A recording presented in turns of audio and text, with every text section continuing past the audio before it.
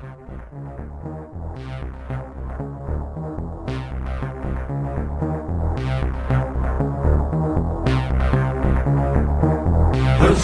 Enterprises presents this miserable thing called life.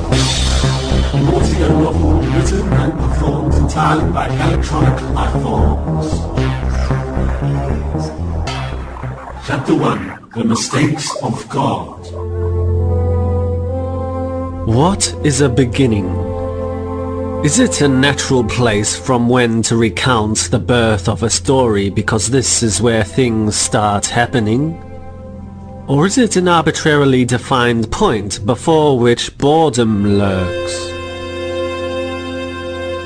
I do not know the answer to these questions, but I suspect in the case of this story we may begin anywhere. Therefore, let's begin by talking about two rather grand subjects, God and alcohol. God had never meant alcohol to be such a nice thing. He had delivered it upon the sentient beings of the universe as noxious goo for use during the punishment of sins. I sentence you to drink this vile stuff until your brain grows dizzy, your body becomes numb, and you sick up all over the place. Okay. Not bad. Here, try this, George. That's fantastic! Can we have some more? God didn't realize that most sentient beings would turn around and like the stuff. But then, God was always making mistakes. Sure, mortals believed God to be infallible. They believed him to be the epitome of all-knowing divine perfection. Yet his mistakes are peppered throughout the universe for all to see. Country music, for example. And Brussels sprouts. Anyway, the reason I mention God and his error creating alcohol is to convey a sense of the sacred nature of bars and pubs, for it is in such places that all of God's infinitely diverse creatures usually assemble in honor of the one greater thing than God himself, his mistakes. Now, of all the zillions of watering holes spewed throughout the universe, the one we are most interested in is a swanky little hotel bar on the tourist planet of Yuggalover Beta 7. And why are we interested in this bar? Because this is where Comma and Oster have been for the past few days, as they've attempted to write their long-awaited book of philosophy. Now, Oster, how many pages have we written so far? What, altogether? Yeah. None. Oh. So what are we supposed to be writing about? About something amazing. Something amazing, eh? Like how the smaller your bank balance is, the higher the banking fees are. No, not really. I mean something profound. Oh. Something of cosmic importance. Yeah? Something which affects all creatures. Something that tells a universal truth, and when written into text, makes the cosmos a better place. I need to take a slash. Yeah, me too. Hey, do you remember which door's the men's and which is the women's? No? Well, let's just stay here and see what comes out, and then we'll know which is which. Yeah. Here's someone. What are you looking at? Nothing. On my planet, we don't take kindly to people hanging around outside the bathroom. Well, on my planet, it's considered a compliment. Cretinous humans. Was that a man or a woman? Couldn't tell. It was more A what? a seagull bird donkey frog sort of thing. Yeah, but was it a male seal bird donkey frog, or a female seal bird donkey frog? I don't know. Well, what can we do now? Let's just have another drink. I can wait. Yeah, but we need more nitrates credits before we can get any more drinks. More? Jeez. Quit whining, Oster. What other planet has soil so nitrogen deficient that they let you pay for your drinks with your own pee? Yeah. Let's give it a try then. You first, though. The bathrooms on this planet freak me out. Welcome to the Plaza Bio WC. Can I be of assistance? Yeah. Is this a humanoid's bathroom? Indeed. How many organs do you possess? What? How many excretory organs have you got? Well, one. Two, actually. But I only need to use one right now. Uni-organ species are invited to use the section at the northern end of the bathroom. Over there? Yes, thank you. But it's all dark. According to the cultural information we have, most uni-organs are rather ashamed of their excretion processes, so we keep the facilities in the dark to enable maximum privacy. Oh, alright. The enclave on the left is for liquid waste, the one in the middle for solids, and the other for gases. Don't get them mixed up, else your waste may be rejected back at you. Oh god, who's that? I'm Garvis. What the hell are you doing in here? Waiting for people like you, sir. I haven't got any money. No, he misunderstands me. I'm a genetically modified, glow-in-the-dark commode organism designed for private humanoid toiletry. You're taking the piss. Well, that's my job, sir. Yeah? You are a humanoid, aren't you? Yes? You may begin when ready. Would you like a target? I have a small red circle at the back of my throat you can aim for. See? Yes. Go on, don't be shy. Shoot it right at me. I'm waiting. Well... Go on, I won't bite, promise. Look, I'll fold my teeth away. Is that less intimidating? Yeah, can you close your eyes, too? Those aren't my eyes. But sure, I'll fold them away if you like. Go on now. Delicious. You must be an earthling. Yeah. Thought so. Come here for the free drinks? Well, yeah. I'll inform the toilet bot of your nitrate donation, and he will credit your account. Yeah, thanks. Good doing business with you, sir. Come again later. Thanks for using Plaza Bio WC. Your turn, Comma. Would you like anything, sir? Yeah, lots of things. Anything to drink, sir? Yeah, sorry. 2 more kiwi fruit wines, please. Certainly. What happened to the other waiter? The organic guy with the external lungs? He had to go home, sir. Was he ill? Oh, no, sir. His shift ended. Oh. I believe you may have been here a little longer than you think, sir. Yeah? What's the date? May 1st, 3002. Does that make it Tuesday? Friday, sir. Oh. How would you like to pay? By P credits. Pardon, sir? Oh, you mean you have a nitrate account? Yes. You must be from Earth. Yes. Although Yagalava Beta 7 was once one of the most universally admired tourist planets in all the galaxy, it is currently recovering from a huge ecological crisis that swept the entire world just a few short years ago. To understand this crisis, the listener should be aware that crisscrossing the planet Yagalava Beta 7 is a network of slow-traveling monorails that gently ferry tourists past various wondrous scenes. The singing pyramids of Ascalusta, for instance.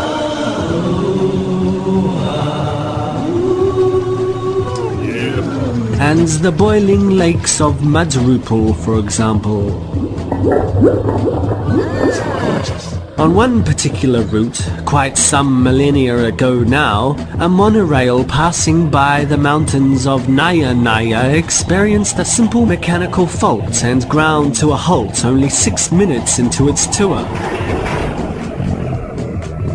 The tour operator, a company calling itself Honest Harry's Adventures, refused to give the tourists their money back, and instead, Harry himself laced their complimentary drinks with tranquilizers that induced a deep metabolic hibernation.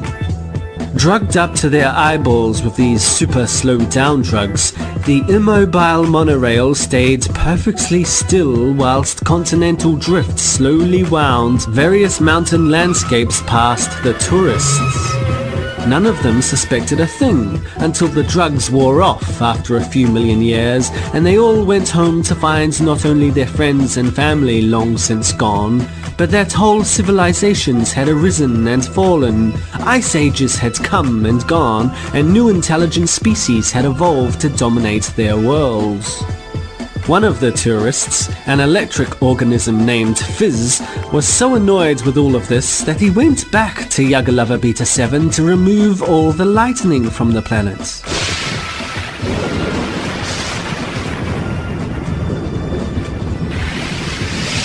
This didn't really bother anybody until one day some government ecologist pointed out the essential role that lightning has in the nitrification of the soils. In an effort to make the soils healthy and nitrate-rich again, the Yagalava Beta 7 Tourist Council decided to entice nitrogen-producing organisms onto their planet with all sorts of crazy schemes. One of which was a policy of unlimited complimentary beverages for Earthlings. Okay, where was I? In the bathroom, weren't you? And before that? You were somewhere profound. Oh yeah. You know, Comma, maybe if we're seriously trying to be profound, we'd better think about leaving the bar and sobering up a bit. But you said all great books are drafted out in a bar. I didn't say that. Yes, you did. About 20 hours ago. Yeah, remember? When you were talking to the fish. No. In the aquarium. No, it wasn't a fish. It was a telepath from the water planet Kalima Agua. Well, why was it in an aquarium? No, only her head was. It was her helmet. Oh. She was a cheerful thing, though. Kept laughing at the way my mouth moved when I talked. That must have been irritating. No, I was glad to have made somebody happy. What about you, Oster? Are you happy? What do you mean? Well, are you really happy? Happy enough with all this free booze. But are you happy, or just drunk happy? What's happy? Well, that's just it. What is happy? I don't know, you're telling the story. And how do we find it? Maybe the yellow pages. And how do we know when we have found it? Perhaps your hair turns green or something. Oster, Sorry. Carry on being profound. don't you think, though, that's what our book could be about? The search for happiness. What it is, where to find it, and how to know when you have it. It's all right. Where's a pen so I can write all this down? Pen? I haven't got no pen. Me neither. How can we find happiness if we can't even find a pen? Hey, perhaps the fish has got one. Don't be stupid. It wouldn't write underwater, would it? I guess finding happiness ain't gonna be easy. Notwithstanding Comma and Oster's cursory musings, Earthling scholars have long debated the nature of happiness. Many have come to believe that happiness is a state of contentment, of satisfaction, an assured and confident acceptance that what you have now is good, even though it might not be materially significant. For instance, Saint Fluvius long ago asserted that material satisfaction is but the flamboyant impostor of true inner happiness. Such a view of happiness does not rely on the buying of happiness with cash or nitrate credits, but the enjoyment of what money cannot buy. Things like friendship, natural beauty, love, respect. This type of happiness is said to be internal, to come from the inside. Oh, something's not happy on my inside.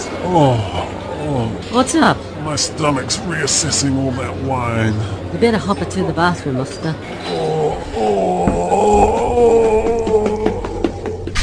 Welcome to the Plaza by OWC. How many switchery organs have you got? 1. No, 2. 3. Oh, God, that's disgusting. Don't vomit at me, you foul. Sorry. You can give it back. I don't want it. You can come back when you've learnt to behave properly. Puking into that bio-toilet might not have been a good idea. Well, how did I know the toilet was going to object so strongly to being vomited at? Most toilets just sit there and take it. It's my luck to find a bulgy one. Well, what now? Let's go find something to eat. I'm feeling hungry all of a sudden. Hey, I've got some bar nuts, Oster. You want some? What's that? Excuse me. I couldn't help but hear in the bar that you were in need of some mental assistance. You couldn't? We are? Yes, you are. You're trying to write something, no? Oh yeah, a book. Don't try it yourself though, it's a nightmare. What's it to you, anyhow? I might be able to help you. We're probably beyond help. Here's my card. Zemev Hofnach, PGTTG. What's PGTTG? Pan-galactic trader of techno gadgets. It's what I do. Nice coat, Zemev. Who killed it for you? I'm not dead. Whoa! Boy, no. Whoa, I didn't mean to offend it. Oh, good. It's a Vopper Jungle death coat. Swallowed me whole one morning on Vopper Brine. You must have some wicked jungles there. Perhaps I was just getting off a bus. It's been slowly digesting me ever since. Oh. But don't worry, its enzymes are unable to dissolve my exoskeleton. Well, that's lucky. Yeah, but unluckily, I can't seem to dislodge it from my body. I've been carrying it around for 8 years. But we seem to get along alright now. He keeps me nice and warm. If I be, do you mind? Can I have some of your nuts? Yeah, help yourself. Here you go, boy. Yeah, is that good? Go back to sleep now, Cody. Good. Anyway, Oster, we'd better go get some food too. Start on this book. Well, that's what I'd like to talk to you about, you see. I've just returned from the Ascanar system. Got a whole lot of new techno goodies. Look here, come over to my van. I really don't know if It won't take a minute. One thing you'd really like, I'm sure, is this new writing gadget. It's, just one tick. It's at the back of the van here somewhere. It's a brainwave printer. Why would we need one of them? Here it is. I'll just spit it out amongst this dead robots. I am the property of the Yaga Lover government. Please return me to my owners. Doesn't sound very dead. You have stolen a Yaga Lover government robot. Please return me to... Bastard robots. Don't even know when they're dead. Just a second now. That component belongs to What the hell is he doing in there? Dunno. So what's this thing supposed to do, Zemev? It downloads all your thoughts, what you're thinking at the time, and prints them straight onto paper. Yes. No more worries about writer's block. Does all the editing too. Cool.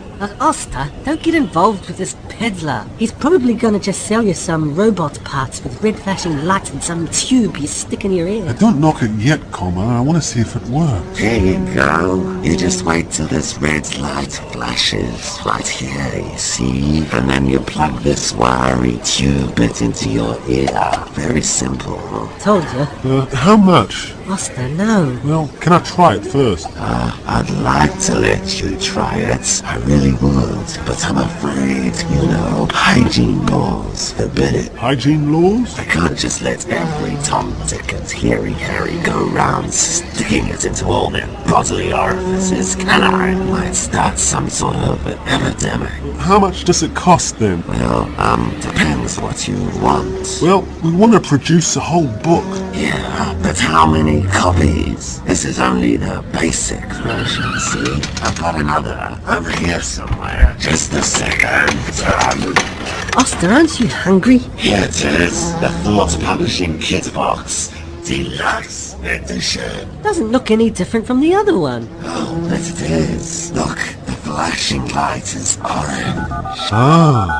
This one not only transfers your brain messages to an inbuilt printer drive, but it comes with a full book launch package too. A book launch. That sounds good. Where does it launch the books to? Comma. Up his asshole, I hope. Oh, a promotional book launch, madam. Look, see? With this deluxe edition, you get 10 million copies printed. Neat. Plus, a mile-high circus opera spontaneously erects itself on your own artificial party planet. Really? Oh, I'll just sit down here on the ground, Oster. Yeah, comma. Talk to all the other scum on the street. Of course, invitations are simultaneously sent out all over the galaxy to important people everywhere, along with TV promos, radio interviews, merchandising, the whole shebang. What drinks will be available on the party planet? Well, whatever you like. Because we'll need kiwi fruit wine. Yeah, if that's your fancy. And you get entertainment too. 3 celebrity football matches, 6 roller coaster and disco magic show theme parks. Cool. And look,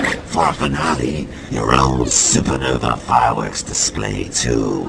Subject to there being a suitable dying star nearby. And all that works, does it? Works. Does it sell books? It sells them by the billions. That sounds pretty good, comma. I don't know, seems like vanity publishing to me. How much is all of this then? Just a mere $799 trillion. What? I've only got $4. $4? But you're a space tourist. You're supposed to be rich. He's a philosopher, really. A sociologist of thought, actually. Philosophers are all screwed in the head. Are they? Why? You better ask them that. Well, I could give you a 10% discount. 10% off $799 trillion doesn't really equal $4, does it, hey? Well, what else have you got in your pocket then?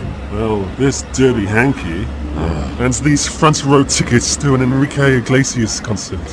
Well, give me the $4 and the hanky and it's all yours. Yeah? Cool. Oh, what about an instruction manual? Can we have an instruction manual too, please? What?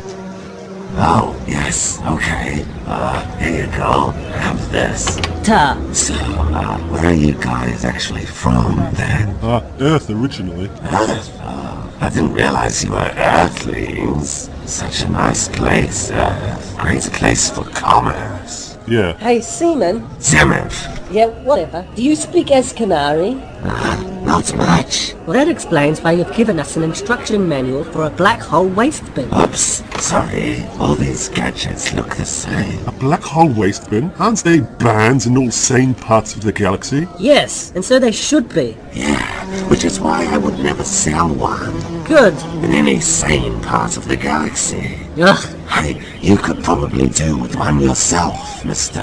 Oster. No, they're an environmental menace, trashing out the universe with... But the universe is large enough to take care of itself, ain't it? Look, Mr. Oster, you just press this button here. And a discreet little space-time portal sets open. Then check in all your empty wine bottles. And hey presto, all gone. No need to mess up your own world with smelly trash. But they don't just disappear, do they? Well, I can't see them anywhere, can you? They went somewhere, though. They didn't just cease to exist. For us, they do. Yeah, but some poor creature on the other side of the universe could then have a bunch of wine bottles suddenly appear out of thin air and hit him on the back of the head. Oh, what's the chance of that? The universe is a big place. Everybody knows that. Big and boring and full of nothing. These black hole trash cans just help us redistribute stuff around a bit to make the boring bits of the cosmos a little more interesting. Oh, right. It's really a very creative process, really, trashing the universe. Come on, Oster, let's go. Gotta go now. Good luck with the book. Give us a call if you have any trouble with the gadgets. $4 gets us to the big cozy. Where are we going? First we eat, then we drink, then we write our book. It would have come as a great shock to Zemev, and certainly it surprised Comma no end. But when Oster stuck the tube from the so-called Thought Publishing kit box into his ear, it did exactly what Zemev said it would. Books were printed billions of copies at a time, whilst the staggeringly large circus opera spontaneously sprung into existence on a self-assembling planet. High above this artificial world, space planes and hover choppers whizzed busily to and fro, ferrying passengers all in full party mood from the circus to orbiting bookshops. Monster space trucks, underwater horse races, Swedish sauna bars, all sorts of draw cards kept the customers amused on the planet long enough until finally a magnificent supernova exploded to signal the official launch of the book. This all seemed pretty darn spectacular at the time, but unfortunately for Comma and Oster, there was one small thing they hadn't accounted for. This oversight might be summarized by using the age-old adage of the electronic world, garbage in equals garbage out. The fact that Comma and Oster had been drinking non-stop for nearly a whole week had meant that, at the moment when they had used the publishing kit box, their thoughts were somewhat muddled. This meant, in effect, the actual book they produced was nothing more than 300 pages of raving drunken nonsense. Oh, my aching head. I feel like someone's just cut half my brain out with a pair of blunt scissors. Yeah. And then mixed the taken out half with bits of broken glass and a bag of screaming cement. Yeah. Before shoving it all back in my head, only it doesn't all fit back in, so someone's driving a bulldozer back and forth into my brain to squash it all in. Yes, that's enough, I get it. I'm not in the mood for your exaggerated descriptions. So where are we? In a field by the looks. A field? There's something a bit odd about this field. Yeah, there isn't any grass on it. That must be it. Nor any flowers. The ground is just a great flat pile of... Books. Yeah, books. Millions of them. Billions. Billions of them. Look, Connor. I see them. But what sort of books? Well, this one's called The Saloon of Hopness. The what of what? The Saloon of Hopness. Oh. Same here. This one's called The Saloon of Hopness as well. And this one. And this one. And this one too. They're all the same book. Uh-oh. What? Look who it's written by. Written by Comma and Oster. That's us. Yes. But what the hell is The Saloon of Hopness? Don't ask me. It doesn't seem to make any sense. Listen to the introduction. Hopness is a one-legged duck swimming insanely in pointless circles. Hopness is a summer morning, stinking hot and sweaty and full of annoying biting insects. And we wrote that? Yep. Why? We were drunk, remember? Oh, yeah. Does that mean... Yes. Nobody wanted to buy our book. We've been dumped on a planet made out of our own unsold books. Remaindersville, Alpha Prime. Ugh, what a bullshit. As amazingly unsuccessful as The Saloon of Hopness had obviously been, there were at least two bigger flops in the history of galactic publishing. The second most unsuccessful book of all time was a novel by famed Gargogum writer Lo Testi Offenbarger. Offenbarger had been a highly successful romance novelist, but he decided one day to experiment slightly. After crafting a 250-page novel about the seedy underbelly of society, filling it with interesting plot twists, strong, evocative characters, and piercing social commentary, he then, inexplicably, covered the whole manuscript in an opaque white paste, which he believed gave it a lovely lavender aroma. This may have been true, but when the proofs were sent off to the publisher, each of the 10 billion copies that were printed consisted of nothing other than 250 blank pages. Offenbarger still claims the novel to be a literary success, even though sales peaked at 3 copies, and if he were here, he'd spend an inordinate amount of time trying to convince you and I about the innovative nature of his work. The way it undermines audience expectations, the way it nullifies his own authorial presence, and the way it counter-interjects the publisher's bank account. In order that you may gauge for yourself the quality of the work in question, I shall quote directly to you a number of lines from this novel.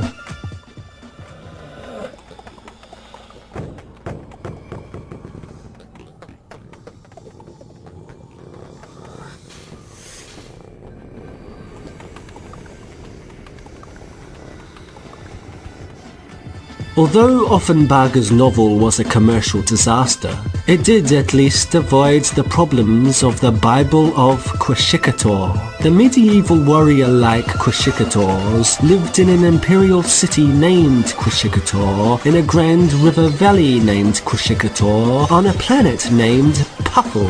The Quashikators were highly religious and also exceedingly fond of metals, so they laced the edges of their Bible with sharp silver, the effect of which was that anybody who opens the good book immediately sliced their hands to bits.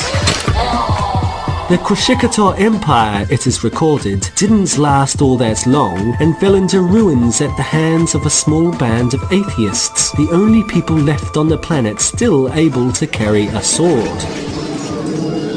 Oh, Oster, what are we going to do? Well, we could do a little bit of reading.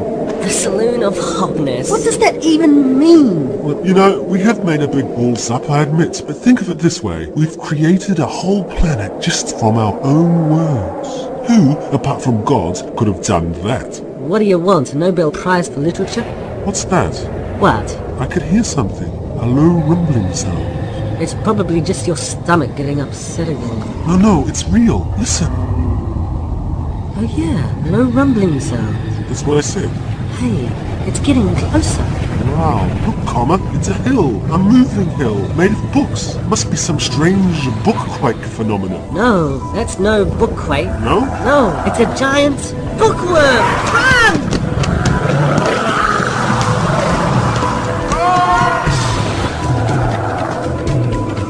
Will Comma and Oster be turned into worm food? Or will they convince the bookworm to calm down a bit and read the book? Or has the worm read the book already, and this is why it's so angry? Find out in the next chapter of This Miserable Thing Called Life.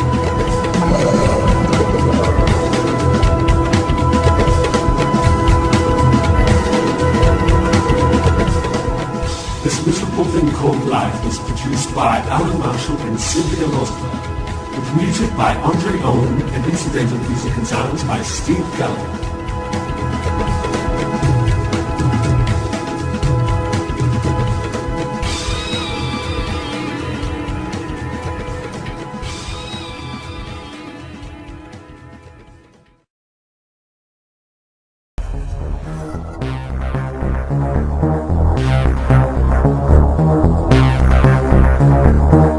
Posthuman Enterprises presents This Miserable Thing Called Life. An audio novel written and performed entirely by electronic life forms. Chapter 2. The Philosopher King of Vomitation.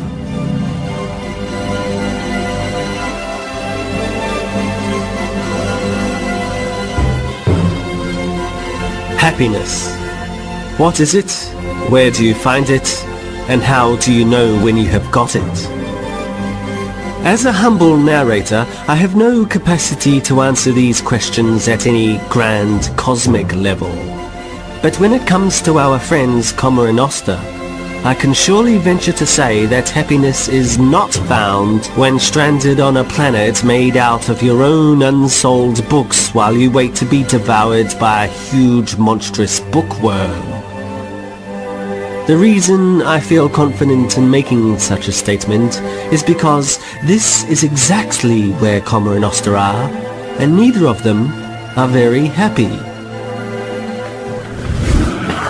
Why the hell is it chasing us? Maybe it's angry with God for making him a worm and it's just out to squash us in a jealous rage. Or maybe it's just rippling randomly in our direction with absolutely no knowledge we're even here.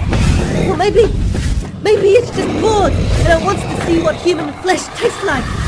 Whatever the reason, just don't stop running! Is that its head or its ass? Who cares? I see, if that's its head, then we are definitely in trouble.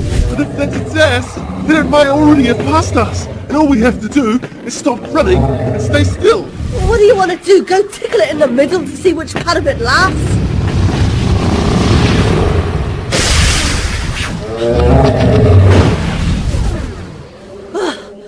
What happened? It just reeled up and killed over and died. Died? Why? Did it read our book? Nah, I think it had something to do with that scruffy green guy over there with the jetpack and the laser rifle. Oh, cool. Guess we've managed to worm our way out of trouble again. Yeah, better go and thank the guy, I suppose. Hi, we just want to thank you for saving us. No need to puke all over me. Oh, gross! Did he get you too? No. Oh, yes. Oh, now I know how that bio-toilet must have felt. What's with the puking, mate? Are you ill? Or just incredibly rude? Common, no. I think he's trying to communicate. By puking? What sort of sick language is that? Point the translator at him. Why don't you look up on my puke? What? I said, why don't you look up on my puke? Well, we're not really into puke licking, sorry. How can you understand what I'm saying if you don't twist the chemical words I spit at you? Oh, right. Sorry, no, we don't taste words, you see. And we communicate with this device here. Listen. Oh, you are teetlers. Teetlers? Yeah, see? Non-ethanols. Water bloods. What? I can flap my lips like you if you want, yes. Instead of all the vomit speaking. That would be much appreciated. So what the hell are you doing on my barge? What do you mean? You're standing on my barge. Well, what are all our books doing here then? Your books? They are my friggin' books. I bought them. Well, okay then. What are your books doing here? I'm moving them. Moving them to a place called, some bloody unpronounceable name. Fiddlegob, or Fuseljobber. Fuselgibble. Yeah, see? The planet with the Webster creatures. Yeah, how did you know that then? You some sort of teetler know-it-all. Well, everybody's heard of Fuselgibble. I haven't. Yeah, she hasn't. You be some sort of teetler spy, mister. After my books? No, not at all. So what about this Fuselgibble place?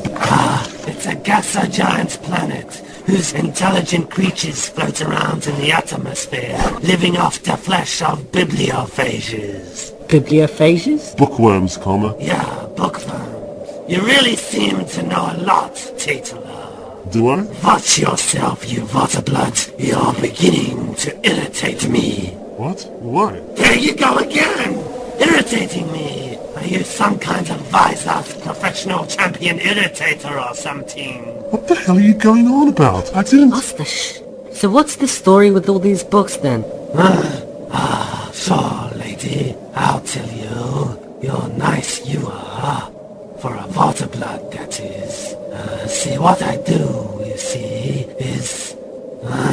you really want to know? Yes. Okay, I won't tell you if you don't want to know. We do. I'm going back into the ship. You can come, girlie, if you want. Unless you like being eaten by bibliophages, of course. Yeah, we'll come. Just keep that tickler irritator shut up, okay? I've hardly said a word. What's wrong with this freako? He's drunk, obviously. Drunk? Yeah, broken sentences, paranoia, wild mood swings, all the vomiting. Oh, yeah. Drunk. Trouble is, I think he's always like that. What do you mean? Well, he calls us teetlers, right? Uh-huh. Meaning teetotalers. Ah. I think his species, whatever species he is, live off alcohol. By the smell of his breath and the look of his eyes, it runs in his blood at a concentration higher than water does in ours. Ah, maybe he's not too bad then. Here you go, then. You two can make it yourselves at home. What, me too? Of course! We old friend. We've been through a lot together in the past few minutes, eh? Yeah. Have we? My God, look at all these empty bottles. Thousands of them. And what's that? A distillery, I think. That's the engine. You never seen such a big engine before, I better, girlie. Very big one, you see? Yes. Here, chuck over that the bottle, my friend. The engine needs a more fuel. Wow, that's cool. Your spaceship runs on alcohol. Now it runs on broken glass. Broken glass? Oh, am I yanking your dilda? Have you ever heard of a spaceship running on broken glass? That's impossible. Its feet would bleed. So, Thingy? Yeah, excuse me, I didn't really catch your name. My name? It's Somi. Sorry? Yomi. No. Somi. Gomi. No. Somi. Right, okay. So why are you going to this foozle gibble place with all these billions of books? Well, why not? You got any better ideas? Let me tell you, the Webster creatures of Foozlebibble eat bibliophages. What? The place where he's heading, right? Yes? Well, the aliens there eat bookworms. Ah, okay. But the bookworms don't grow on their planet, right? Well, why not? Well, no books there. The Webster creatures just don't read. They've got no eyes. So that means they have to import their books. Except it's a whole lot more profitable for me to import the bookworms rather than the books they sell at a much higher price. Oh. But what you have to do then, if you're an importer, I am an importer, you see. Did I tell you that? Well, I am.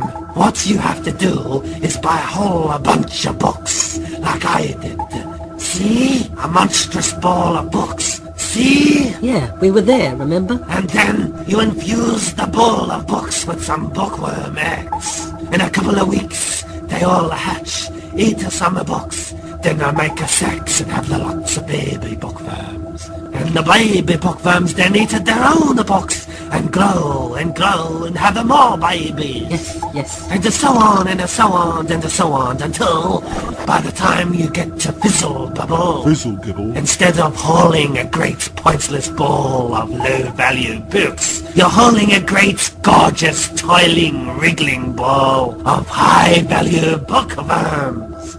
The Websters love them. So he's not a Webster creature himself. I don't know what he is. Omi thingy? Yeah, If the worms are so very valuable, then why did you kill one? To save us, not bloody likely. It was just too early.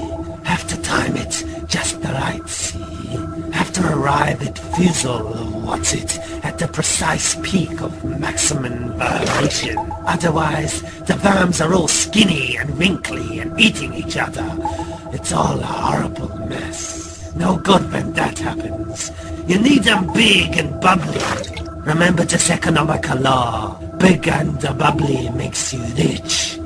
Thin and wrinkly just a bitch. Sounds good. Nah, it's not really. It's stupider. Big and bubbly worms don't make you any richer than smaller wrinkly ones. Well, so why say it? Just a habit, I guess.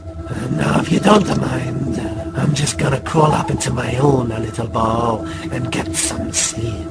Help yourself to some...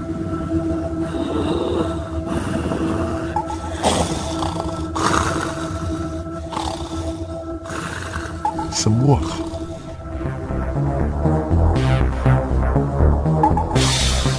Habits, even stupid ones, seem to eventuate in a person's life through discipline. Or at least this is what the Plutonian spiritual leader Messias Muska always said. Muska did not say such things in order to venerate habits or celebrate discipline. He said it because he had a great disdain for the both of them, believing that habits are the preserve of brainless ritual and discipline, the domain of the timid spirit. The tyranny of discipline, as he liked to sloganeer, could only be overcome by never doing anything habitual. Never brush your teeth at the same time of day, for instance. Indeed, never use a toothbrush at all if you don't want to. Better still, use a toothbrush in a completely non-toothbrushy manner. for sexual stimulation, say, or for jamming the photocopier at work so those important documents don't go out to where they're supposed to.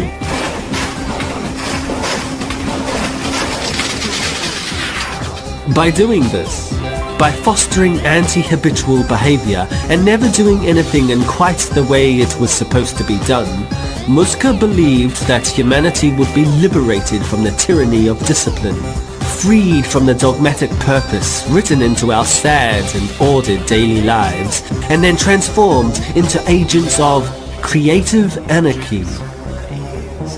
Just when he was getting to be really popular, just when he was reaching the highest states of extreme indiscipline in his own life, Muska was unexpectedly taken from the world.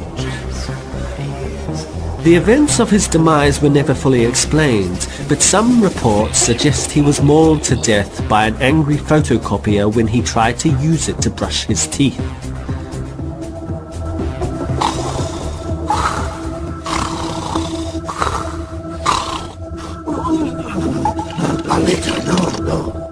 Where am I? It just occurred to me. I told you who am I, but who are you? Not a you, smartass. I don't care who you are, but who are you, sweet girlie? Me? I'm Comma. Comma. Beautiful name. Yeah, thanks. And what do you do? I'm a philosopher. Philosopher? No, sociologists of thought, actually. Philosophers are all... Did I ask you, smartass? Well, no. See, I'm trying to be nice, but you're always irritating me with your smart-ass comments. Well, my apologies. What's that supposed to mean? He says he's sorry. So philosopher, you say, little girlie. Yes. Do I know any of your work? Well, you should do. You're hauling it behind your ship. That's your book? Well, I should read some of it, eh? I bet it's very philosophical. Very, very profound, eh? Am I right, eh? Am I right? I guess. Hey, titular, Who, me? pass me a copy. I want to read what this young philosopher has to say. You won't understand it. Why not?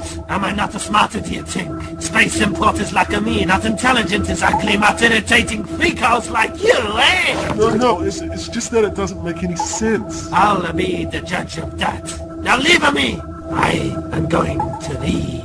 Good luck. Now, The Saloon of Happiness. Oh, good title. Very profound. The search for happiness has, of course, been a pursuit of a myriad of species throughout the multifarious planes of thought that sentient beings have carved throughout history. The Gahogami frogoids of Gurgis 5, for instance, believe that happiness can be found in a deep, dark sewer, where they are free to compose melodious croaking songs for their loved ones. The baleen Zoog maggots of the planet Zoog, on the other hand, believe true happiness can only be found by attaching bicycle pumps to your best friend's butt, then pumping away vigorously for half an hour and watching them rise 50 feet in the air before exploding. The drunken space creature that Comma and Oster have just met also has his own peculiar take on happiness. It is found in the sale of bookworms. Well, at least that's what he thought before he read Comma and Oster's book. After finishing this book, though, things were very different. His views on happiness had gone through a dramatic paradigm shift. This is wonderful! Wonderful, meaningful, cosmic stuff. It has changed my life. I now know where to find happiness. But it doesn't make any sense. It makes perfect, beautiful sense. You're drunk. Eh? You're drunk. Eh? Hey, Oster, I guess that's why he finds it so wonderful. To us, it's just rambling, intoxicated verbiage. But to an alien that's permanently drunk, it makes perfect sense. So, what did this book actually tell you about happiness? It didn't tell me anything. I had to read it. Yeah, But but... when I did read it, oh, it was so Crap? profound. well, that's what we were aiming for, actually. And it's not just me who thought so. I radioed the whole book off to my planet. They all read it. Well, not the rock creatures, of course. They were just too stoned. What? Dirty dope-bloods. Anyway, everybody thinks it is great. They want to buy all of the books. All our books. No, all of my books. I own them. And not only that, though. They want you to visit our planet, Yeah? Yes, to be our philosopher king. You mean Philosopher Queen? You're so damn irritating, Titla. You know that? Well, I don't really want to offend you, Omi, or whatever your name is. I'm sure I should be honored to be your philosopher queen. King! Yeah, but we're a bit busy. What with, Travelling the galaxy. yeah, and... Writing books. That's right, and... And generally fluffing around doing F all. Yes, and such stuff leaves us no time to rule the planet, I'm afraid. No? No, so if you could just drop us off somewhere. No. You have not understood. You must say yes. You must come with me. But I don't want to. I don't care if you don't want to. I've sold all of these books. I promised all of my people a philosophy king, and you gonna be it. Now just to make yourself up all pretty. We'll be landing in a few hours. But you can't just force me to be your king. You want a bet? I can't move, Voster. My legs have been paralyzed. Hey, listen, Mr. Weirdo booze-hit alien guy. I don't know what you think you're up to. She's only on an ethanol force pill. It turns you legless. But don't worry, it's only till we get back to my planet. You'll like it there, Everybody there, they talk like me. A planet full of crazy, puking drunkards. Oh, great. We call it a vomitation. And you do know, Mr. Weirdo, that galactic law forbids the kidnapping of sentient beings. Oh yeah, blah blah blah. Just shut up. I've had enough of you. You're driving me sane. Oh, just calm down. I am calm. You're not really, are you? Are you calling me a liar? You want to take this outside? Settle it one-on-one. Mano a mano. You and me and this gun all alone. Yes? Would that make you happy? Although Oster didn't verbalize an answer to this question, he was of the opinion that he was probably not very happy at this point in time. Despite this, and despite the fact that whatever he said seemed to make the vomit creature even angrier, Oster's brain was actually puzzling busily through the concept of happiness. For instance, he'd quickly come to realize that while happiness might be conceived by some as an internal contentment with one's life, other beings obviously considered happiness to be something else, something external, something to be fought for, to be discovered and conquered. From this perspective, to be content with your lot in life is to be boring, to lack drive and ambition. Happiness is something which you must constantly search for more of, since it is the search that drives your life ever onwards towards a higher state of being. If the pursuit of happiness is a struggle, some sort of outward battle to win against the external world and those who inhabit it, then, sadly, perhaps we have to admit that the happiness of one person might only be won at the expense of another. Get in there, Titular! What is this? An airlock. I'm throwing you outside, just as I said. Well, but aren't you coming with me? You know, a one-on-one struggle and all that? Yes, but then I might lose, and that would not make me happy. Killing you does make me happy, though. So get in there! So you're quite happy being a killer then? I'm not really going to kill you. No? No, the universe is. It's not my fault you can't survive out there in space, is it? Well, what sort of drunken logic is that? Quit your pussy aching. Think of it like this. You, my ugly little Titla, are about to do battle with the infinite void struggle with the great cosmic emptiness. And if you succeed, well, you'll be a better man for it.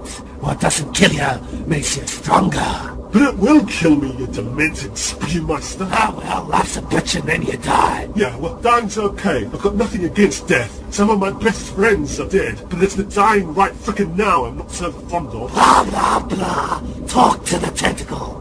After I press this button, you'll have 5 seconds. So spray to your Jesus God, whatever the hell you do, because then the door will open and you'll be washed into outer space. Are you sure you really want to do this? What? Yes. Bye-bye. I mean, you might feel different about it later. Duration in 5, 4, 3, Oh, sugar. 1. Sorry, wrong button. I just turned on the air conditioning. Frickin' heck. Which button is the space door? I can't remember. Hey, Hitler! Yes? Is there a little green button in there? Why? Can you press it for me? No. There's no green button in here at all. There must be. I can't find one out here. No, it's completely buttonless in here. Sorry. That's so annoying. Where the hell is that stupid green button? Perhaps there isn't one. You know, for safety reasons and all. Yeah, you might be right. I'd better check. Uh-oh, here it is. Bye-bye. Wally, the airlock will open in 5, 4, 3, 2, 1. Many scholars of death throughout the ages have believed that we cannot really know death. We cannot really understand death, since to really know and understand it, you need to be dead. And by then, it's too late to tell anybody about it. Thus, knowledge of death is confined to those who are dead. However, after reading the web postings of Theodore Harperfark, a glue-sniffing gravedigger and afterlife hobbyist, it recently came to my attention that communication with dead people is indeed possible. You just have to have the right connections and pay the right fees. So, in an audio novel first, we now interview a dead person. A young dead man has come into the studio today to talk to us about death. Hi, how you doing? Hello, welcome. Please take a seat. Yeah, maybe when I leave. What? No, I mean please sit down. Oh, Now, because this man doesn't wish to provoke the ire of the Heaven's Gate angels, who forbid all such communications, we shall not announce the real name of this dead person, but merely refer to him as John Thompson. now please, can you call me something else? John Thompson's my real name. It is? Oh, okay, sorry. What were the chances of that? So, what would you like me to call you then? How about Plutonius the Magnificent? Well, can I just call you Dead Guy? Yeah, okay. But please, can you edit out all references to John Thompson? Yes, of course. No one will hear that at all. Good on. So, Dead Guy, first of all, what's it like being dead? Well, it was quite interesting in the beginning. You know, meeting old friends, going strange places. But you quickly become a little bored. Yes, but what is it like physically? I mean, you're here in the studio, looking quite well, a little ghostly perhaps, but generally looking quite chipper. So is being dead a lot like being alive? Do you physically exist? Well, I've never really worked it out.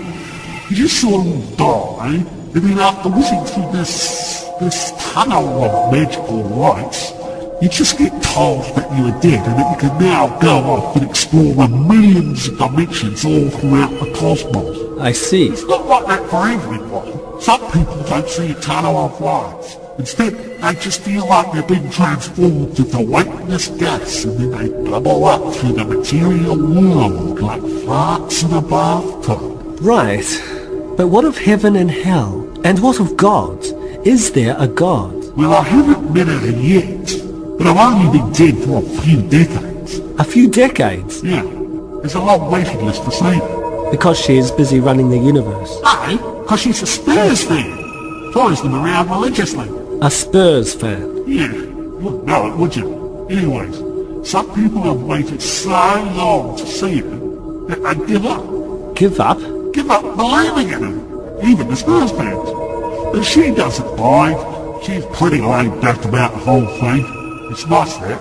Although she's God, she's still pretty much got her feet on the ground. She's not egotistical at all, like a lot of people say.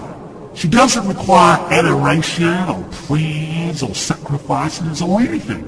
She just sort of lets you do whatever you fancy. Right. Now, can I ask you something personal? Yeah, sure.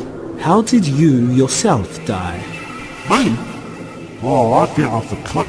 Ah, that must have ruined your day. Actually, I did it on purpose. You see, I was so angered and disappointed with modern society. You know, all the wars, the pollution, the dying rainforests, the generally disgusting way that humanity treats nature. So I decided to kill myself as a sort of a protest. I just lost my job as a supermarket checkout guy, so I was feeling a bit depressed anyhow. Anyway, I drove out far away from the demented consumerism of the city to the mountains, where I found myself a lovely cliff-top lookout from where I could see the great, pure, pristine beauty of nature. There were mountains, forests, rivers. It was totally awesome. Yes. Then, in a fit of ecstatic joy that I was going to be at one with nature, I leapt off the cliff. Yeah? Yeah, I tumbled through the fresh mountain air, past the plant-laden cliff walls towards the earth, thinking, this is how it should be. This is how I should die, in the serenity of nature. But then I fell right into a supermarket trolley on the valley floor. Some drongo must have thrown it off the cliff. Oh. I thought my death was going to mean something, like a statement about the glory and purity of nature. But with the metal wires of a shopping trolley wrapped around my face, it sort of ruined the image. Well, thanks. Thanks for coming in and sharing with us your experiences of death. I hope we have a chance to do it again sometime. Oh, we will, mate. We will. Body, the airlock will open in 5, 4, 3, 2, 1. Yeah, just a second. What? You're a philosopher, right? Yeah? You read lots of books and stuff. Yeah? You see, we'll be needing a new head librarian of vomitation. You know, to serve the new philosophy king. You want the job? Do I get to live? Yeah. I'll do it. Though it's not much of a life. You'll be hidden away in a quiet little library, surrounded by useless, dusty books and annoying little rocks. Not really living, if you ask me.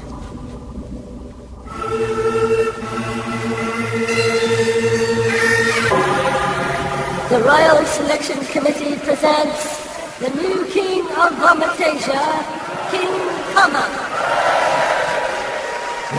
Say a few words, comma. You're a bunch of brainless, drunken mentals.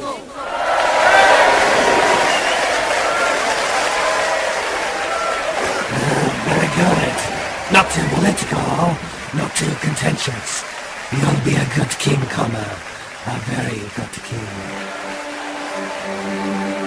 The mysteries of this miserable thing called life are both perplexing and manifold. Why has Comma been chosen to be Philosopher King? Will she find happiness in this very majestic, yet frankly quite sickening job? Or will Oster find the secret of happiness hidden within the dusty library beneath the royal palace? More importantly, will we find out the answers to these questions without having to put up with any more vomiting? Or will it only get worse? Maybe you had better listen to the next chapter to find out.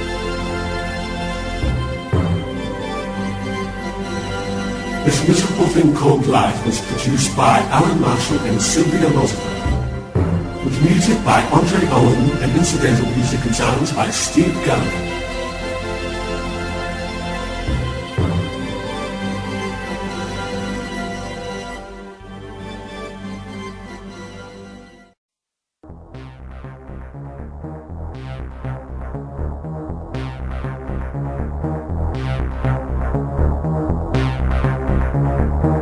Posthuman Enterprises presents this miserable thing called life. An audio novel written and performed entirely by electronic life forms. Chapter 3. A slowly moving parade of chaos. Dangerous, diabolical, dandelion. All words beginning with D. Another word not beginning with D is imprisonment, and it is with this word rather than any of those D words that we shall begin this chapter, for it aptly describes the predicament of our two friends, Comma and Oster.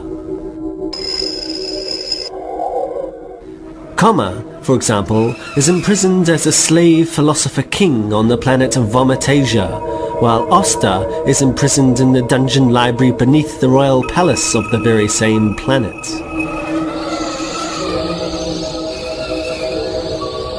It might be added that it's not merely imprisonment that makes this predicament dangerously diabolical, but the fact that Vomitasia's inhabitants have alcohol for blood. This means, firstly, they are all permanently drunk, and secondly, they have evolved a unique kind of vomit language, whereby they communicate by tasting the specific ensemble of half-digested foods within each other's upchuck.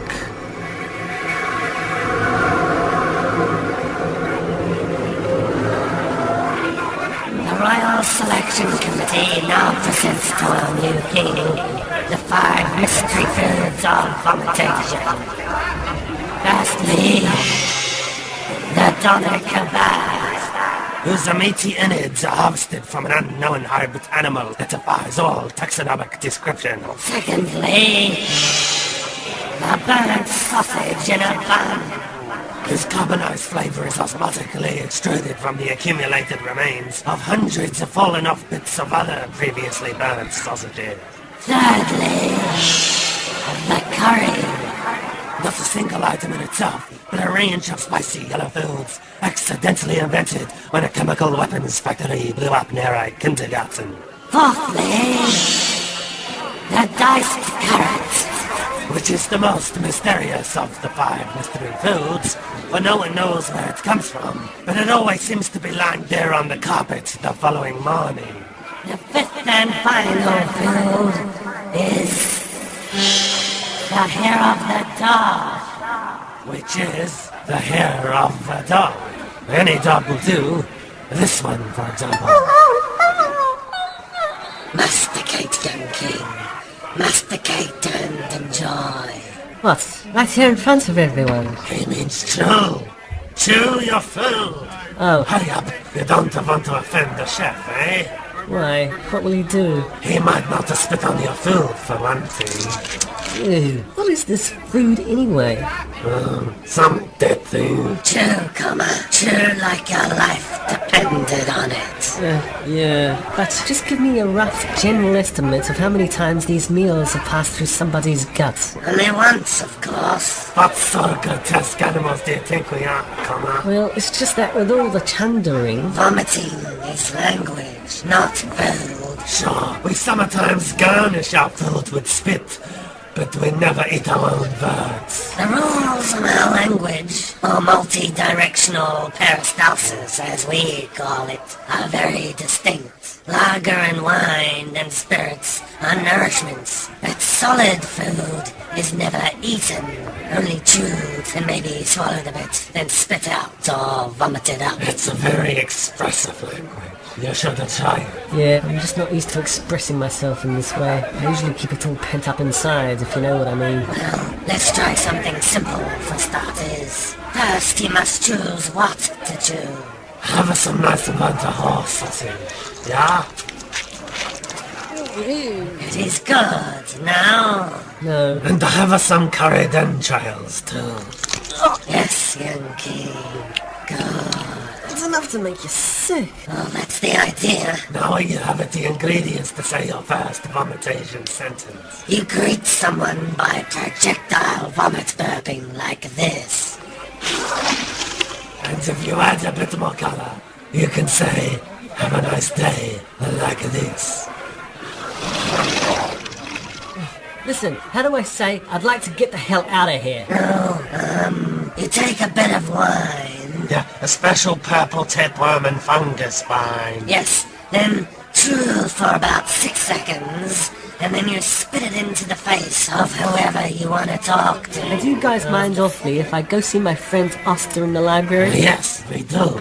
I have some important philosophical business to talk about. No, not yet. You have some royal duties to fulfill.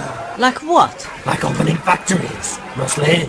Other things too, but mostly you open up at the factories. Factories? Yeah, you know, cut ribbons, unveil plaques, say a few meaningful words. Like what you said in your book. Oh, and that helps, does it? Of course it helps. Come on, let's get started now. I shall hail the royal hover chopper. You see, Coleman, nobody's gonna want to work in a dirty factory if the philosopher king don't give them an inspirational pep talk. Ah, a pep talk. So let me get this straight. After abducting me, imprisoning me, and spitting in my hair and bathing in my face 100 times, you now want me to be your motivational speaker. And that's why I brought you here.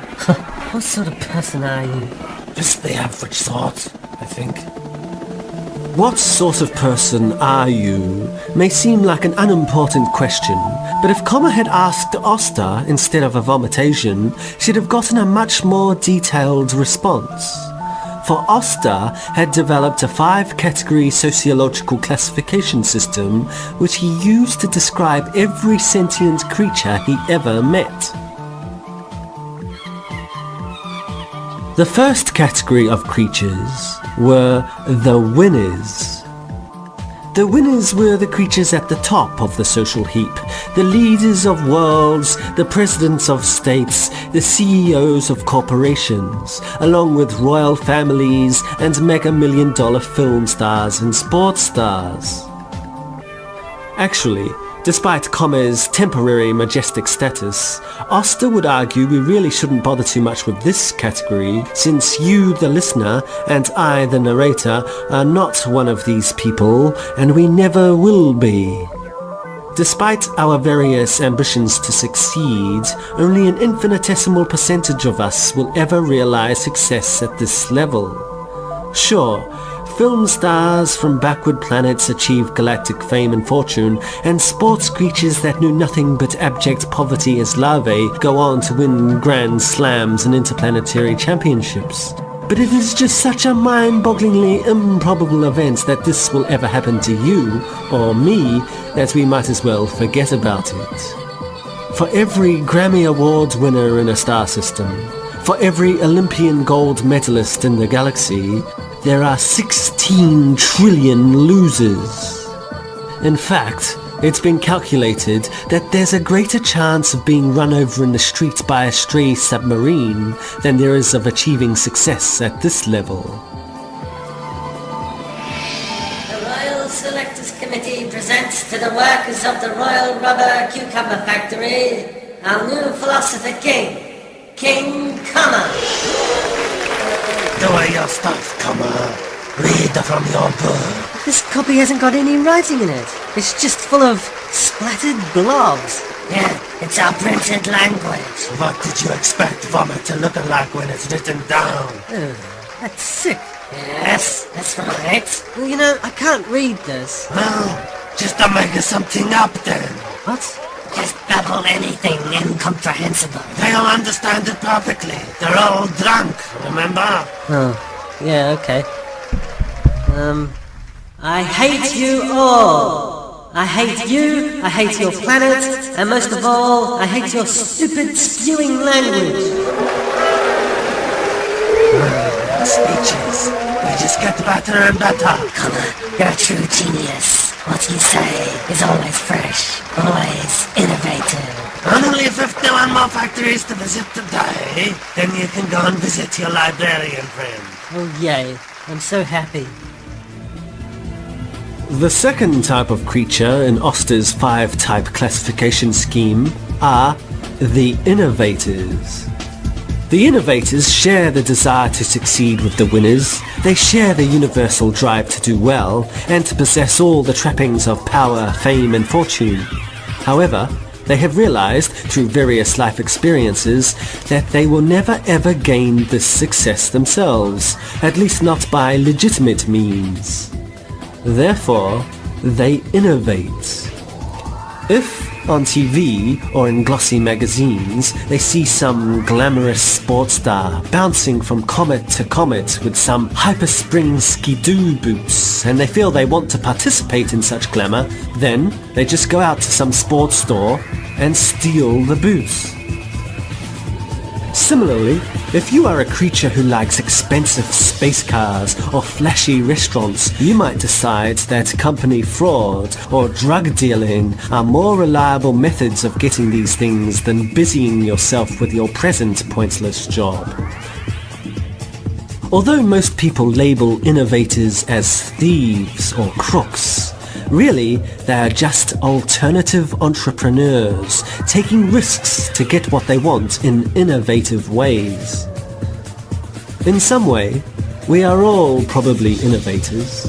When we borrow that stack of envelopes from our workplace, we are innovating our own financial success. When we speed through a suddenly changed red light in the space lanes, we are merely innovating the success of our own time management schemes. The problem with being an innovator is that you might suffer from some sort of punishment or restriction if your innovation isn't appreciated, thus allaying your chances to succeed in the future. But you can't have innovation without risk. Oster, where are you? Come on, over here. Hi. So, how you doing, young king? You want a beer? No. Some wine? No. Gin? Vodka? Whiskey? Ouzo? No. Tequila? Turpentine? Oster, what the hell have you been doing down here? Just drinking? No, I've been moving the books about. They don't step on the rocks. They're helping me. The rocks? Yeah, they're sentient rocks. How can rocks... Sorry. Hey, be careful. You just hit the rock's bottom. I said sorry. So how can rocks be sentient? Something to do with them having drugs in their circulatory system. Crystals or something. Uppers. That's what I could do with. Think they'll give us a bit? I've already tried. It's like getting blood out of a stone. Okay, put the poetry over there and the travel books over there. They're actually quite intelligent for rocks.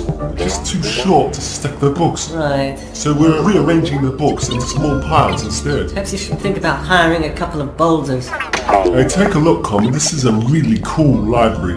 The rocks have been collecting copies of printed works that Vomitation traders bring home from all around the galaxy.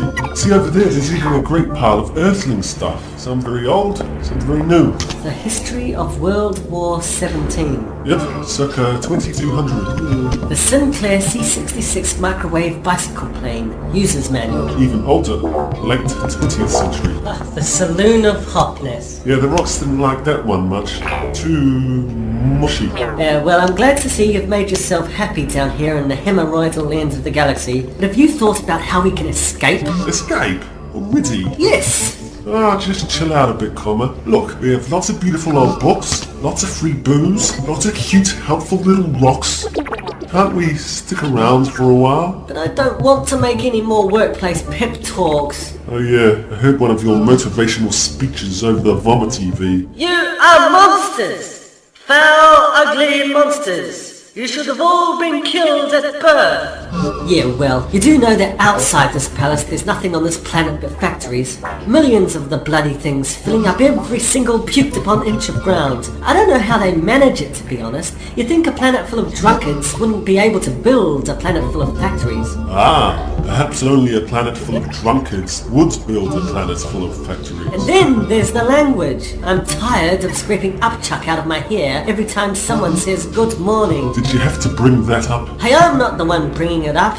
It's all them sickos out there. Although I'm getting used to good morning, at least it's a nice short phrase, one little burp spit in your eye. But when they're all yelling and cheering about how much they love you, all in unison, just gets really gross. And just because you don't like their language doesn't make it bad. You have to stop being so anthropocentric. Since when have you become a spew fan? Vomit can be a wonderful thing, you know, even for some earthling species. There's grasshoppers in Borneo, for instance, that munch on distasteful plants and then vomit it up all over each other to protect themselves from being eaten by predatory lizards. Ah yes, the wonder of Chanda. And in us humans too, vomiting is a physiological marvel, saving us from certain death by evicting toxins that would bust our guts. Yeah, well, thank you, Professor Pucus, but vomit or no, I don't want to stay here any longer. Perhaps we could call that Zemev guy. That fly-ridden horn-faced scummo freak from Yagalava? Why would we want to do that? Well, he did say if we ran into trouble with the printer gadget, we should contact him. Yeah, but how the hell is he gonna help? Just let me give it a try. Hey, Rocco, pass the phone. I said pass the phone. Yes, the phone. Well, don't just sit there stony-faced. Pass it here. Thank you. Time to chunk in the rocks. The third of Oster's 5 categories of creature are what he calls the retreatists. The retreatists do not share the desire to succeed of the previous categories, nor do they admire the means by which winners and innovators attempt to gain success.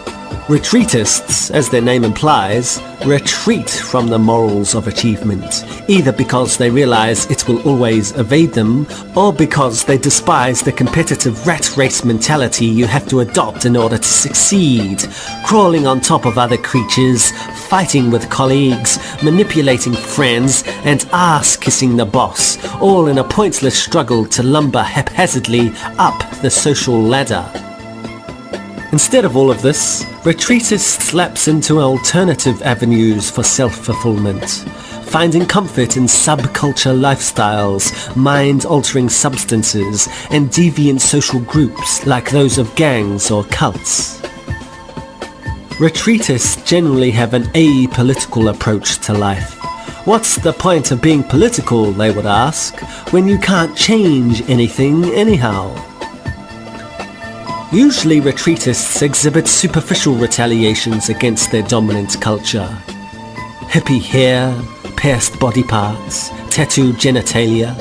But sadly for them, even these small token statements of subversion usually get co-opted by mainstream culture, and thus retreatists quickly become part of the society they are trying to get away from.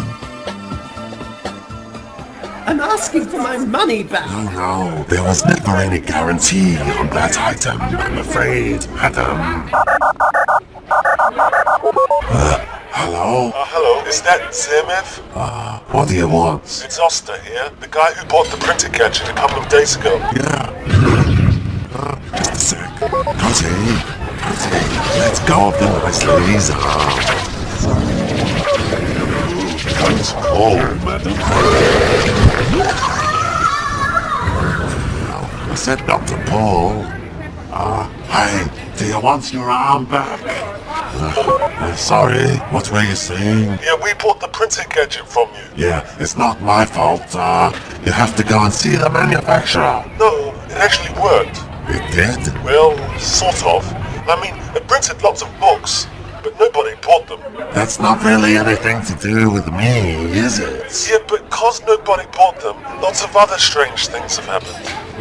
The upshot of which is that we're currently being held prisoner on a strange planet called Vomitation. Very interesting, but not my problem. Tell him it will be his frickin' problem when I report him to the Yagalava government for robot napping. Hey, wait a second. You're those earthlings, right? Yeah, that's us. Well, I could help you out if you like, but you'd have to show a little goodwill first. Yeah? Yeah. You see, I'd really love to go to your planet, Earth. It's a great place for business. Yes. But only to get a work visa, I need a letter of recommendation from an Earthling citizen. So, if you'd like to send me such a letter, then I'll be able to help you. Is that right? And since the machine I sold you, or gave away actually, in exchange for a used snot rag, since it actually works, then all you have to do, you see, is just plug the thought box thingy in your ear, and then zap the letter straight out of your brain and over the phone waves. Yeah, okay, but how are you going to help us? I'll attach a couple of black hole waste bins to the confirmation message of this call. What for? Just jump through them and you'll be out of there instantly. But if we hurl ourselves into a black hole waste bin, we could end up anywhere in the universe. Yeah, but you'll be out of whatever the hell place you are now, won't you? Well, I guess. So, we got a deal? What do you think, Comet? I think it's completely mental. Sorry, no deal, Zamith. But I'd rather do something completely mental than be chucked up on the rest of my life. Great! I'll send you the black holes then. Sure. Here's the letter. Just a second. You got it? Yes. Thanks a lot. Auf Wiederhören. Auf Wiederhören. You know, Cody, I think those humans could end up being quite useful. Yes.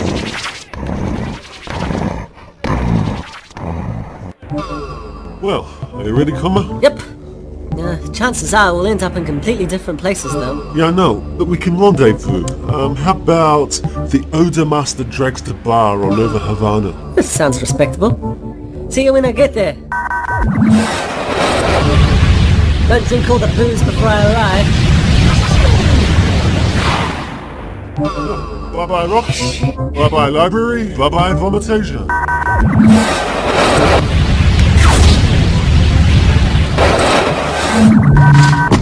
Oh, wow. Where the hell am I? Rocco? Stony? Baldy? Wow, I've moved approximately 15 meters. How about that? What? Okay. Yes, guys, okay, I'll stay a little longer. Yes. Yeah, I can see you're happy about it. Now, back to the same old ritual, guys. I'll tip over the stack, you pile the books up.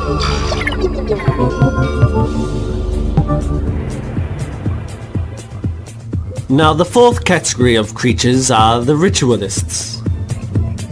Ritualists exhibit a strong desire to succeed, sharing the ambition and drive of the winners and the innovators, but unlike the innovators, ritualists slavishly follow the means and avenues to success as laid out by the winners, believing that if they try hard enough, if they work long enough hours, kiss enough butts, and take enough crap from their superiors, they will, eventually, claw and suck their way to the top.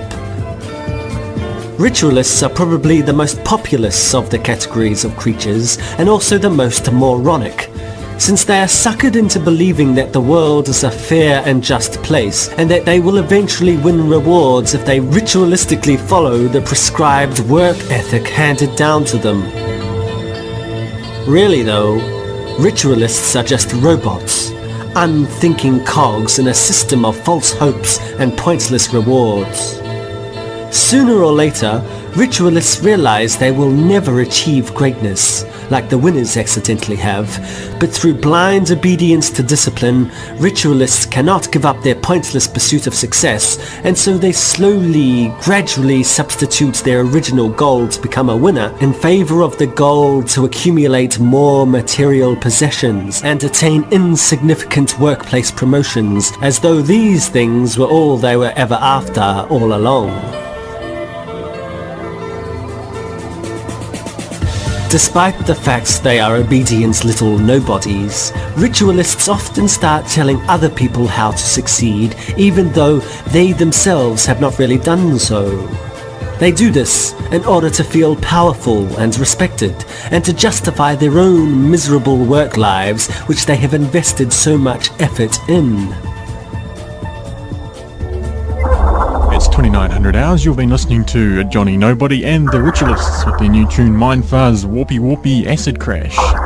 And just a few moments, we'll be crossing live to Philip Swishbottom as he takes us to another exotic location. Before that, a quick message from our sponsors.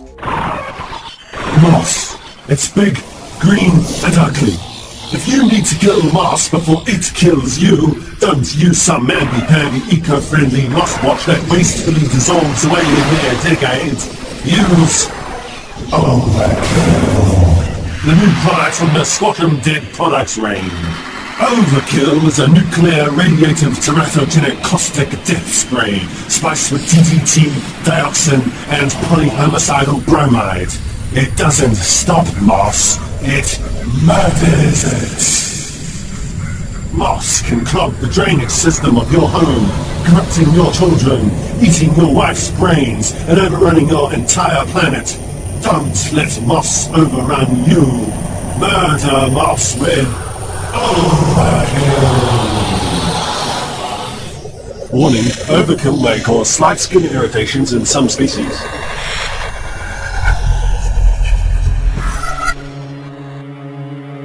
Hello, I'm fellow Swishbottom, and you're tuned to Radio Galaxy.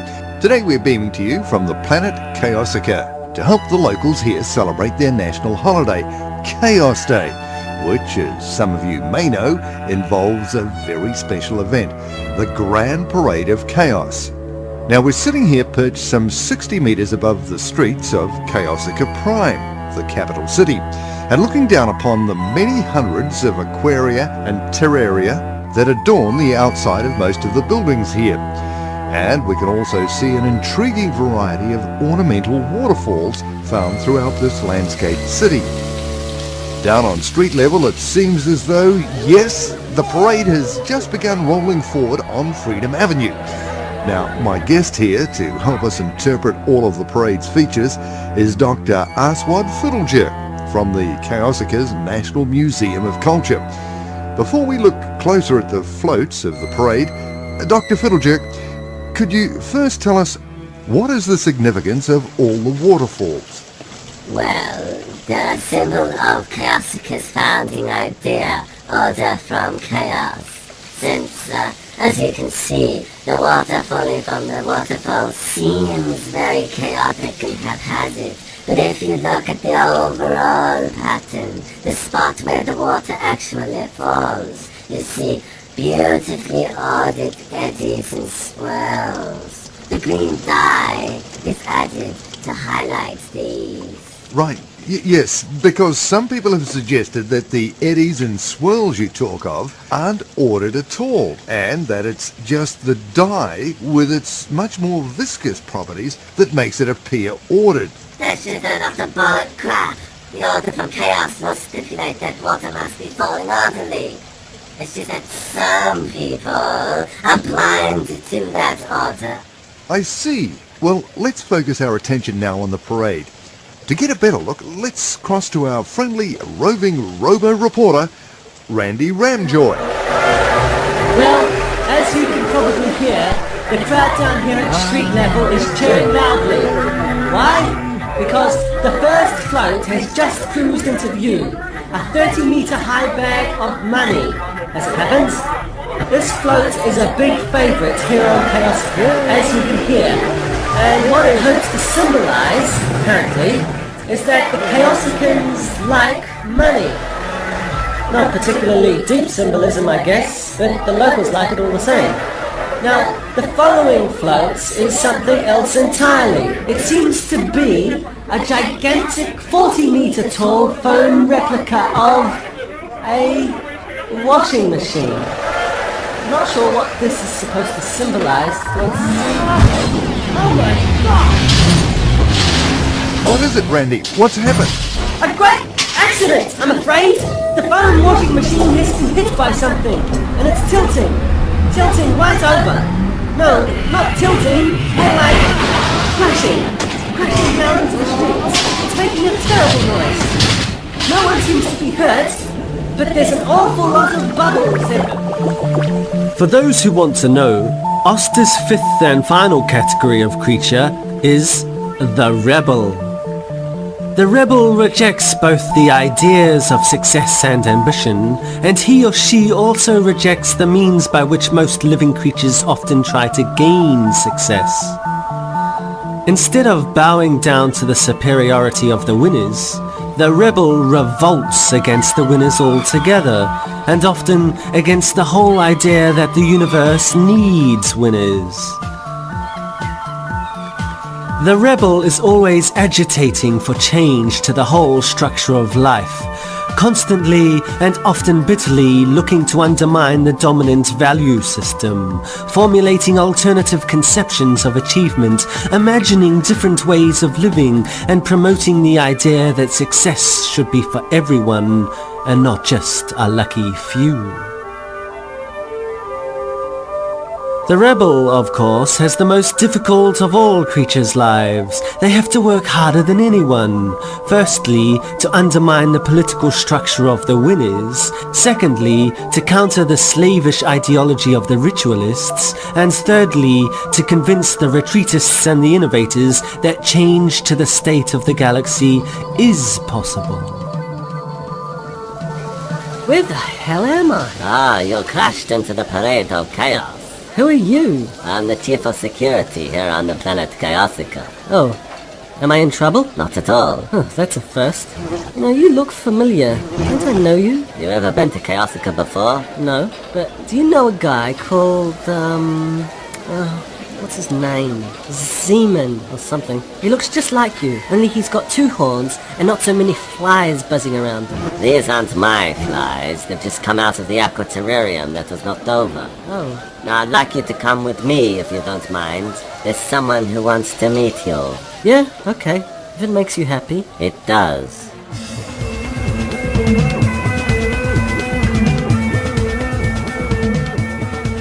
Who is it that wants to meet Comma? Is it the leader of the planet she's just crashed on? Or is it just the Customs and Immigrations Department? Or is it a small iridescent insect named Poonfart who wants to introduce Comma to his wife and 5 million kids? And if so, is there any chance at all that Comma could find happiness when she meets these creatures? If these questions are knocking around in your brain like a surgically implanted pneumatic drill, then there's only one thing to do about it. Listen to the next chapter of This Miserable Thing Called Life. This Miserable Thing Called Life was produced by Alan Marshall and Sylvia Rosberg, with music by Andre Owen and incidental music and sounds by Steve Gallagher.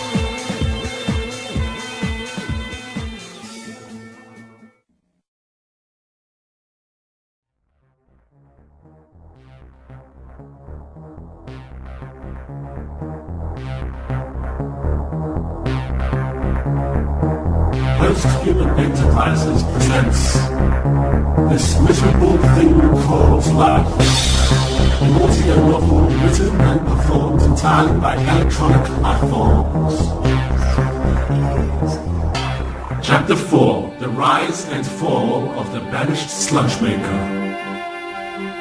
In this world, do we live in a sea of misery upon which there are dotted a few islands of happiness? Or do we live in an ocean of happiness, washing us about joyfully until we ground ourselves on the jagged rocks of misery? In other words, is happiness an ephemeral thing, a transient escape from the misery of life? Or is happiness something which we should hope to have most of the time, a background against which we should act out our daily lives? In this regard, the ancient earthling poet Robert Frost once said, Happiness makes up for in height what it lacks in length. Perhaps it is a mistake to always seek happiness, since the search for it may do nothing but lay our lives out with frustrating journeys towards fleeting contentment. To illustrate this, let's visit Oster and his sentient rock friends in the dusty library of Vomitasia as they build small mountains of books. No, Rocco. Rocco, put the book on the top of that pile. Yes, on the top. The top! That's not the top, is it? Oh, it's not too high. Nonsense. You're not gonna fall off. Look, you're as steady as a rock. Yes, up there. Good. Wonderful. Brilliant. Oh, we did it. Oh, bump. Alright, start again. This time we won't try to build it so high. Yes, Baldy, what do you want? You want to do something too? Okay, I tell you what, you can go round up all the books we've got that have something to do with happiness, okay? Well, I don't know. Romance novels, philosophical treatments, pamphlets on drug abuse. There is our king, you dirty titular. What? Our king, where is she? Comma? She's not here. Is she hidden under these piles of books? No. Hey, those piles of books have just been catalogued. If I can't find her, I'll rip her heads off and cut her leg in two. And tell her she's got 193 motivational speeches to give before the end of the week, so she had better turn up in one hell of an inspirational mood. I'm the what?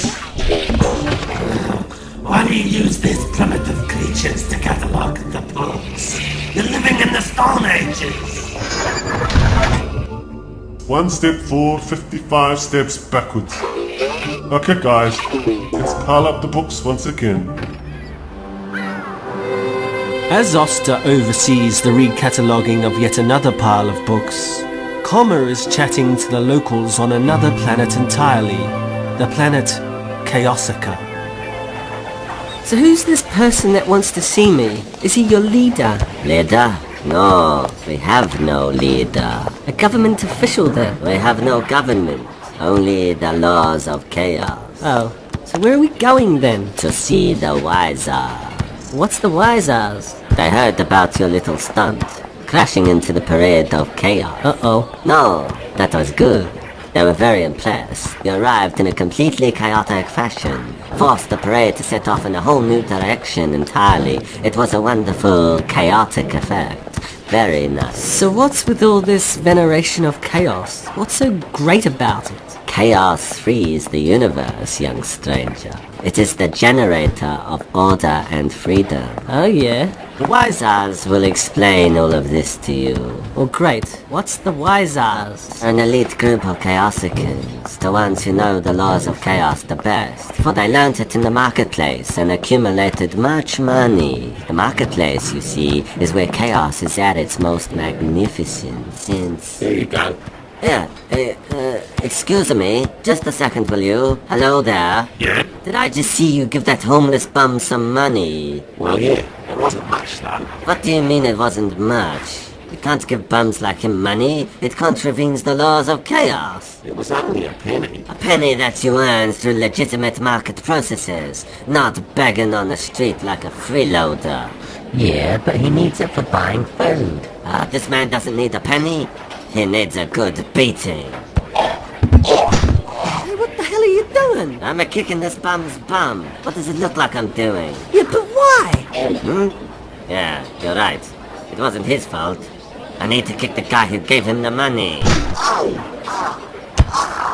Hey, come on, stop that! I gotta teach this guy a lesson on the laws of chaos. Chaos frees the universe. Say it for me. Chaos frees the universe. Chaos frees the universe. How the hell does it free the universe if you're not allowed to give a poor person some help? Because giving money to bums imposes an unnatural order upon the world.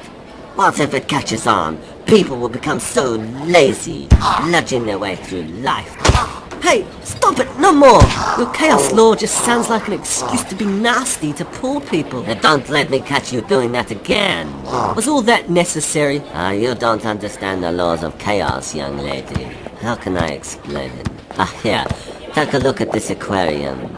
It exists in a state of perpetual, beautiful chaos. It's got water creatures swimming in it, plant creatures growing in it, and microbe creatures decomposing in it. All of them are doing their own thing, surviving in their own peculiar way, nothing controlling it except for the laws of chaos. But Out of this chaotic interaction of independent, selfish interests comes a wonderful free order, a grand evolving natural system. But there's nothing in there but green sludge. What? Look, all the swimming creatures aren't swimming. They're floating upside down. Yeah, well, I guess not every aquarium is a perfect example. But my point is that our society is like an aquarium. It consists of people doing their own thing, acting to produce whatever they want, to sell it to whoever they want. In the aquarium of life, some excel. Like the wise ass. Yes, and some do not. Like the bum. But as a whole, you see, as a whole united entity, Chaosica goes on to become better and better for everyone, filled with more and more... green sludge. Order and freedom, I was going to say.